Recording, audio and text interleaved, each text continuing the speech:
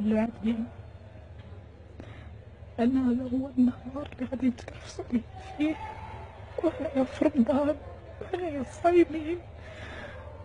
ما يخاف الله، ما كيتقوا الله، ما حتى شي حاجة تكرفسوا ليا، تبداو عليا، ما خلاو بنام فيا.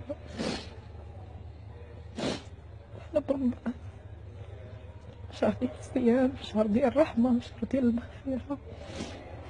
طلبت حتى عييت، بس حتى عييت ما خليت، ما درت لا حتى شي فايدة.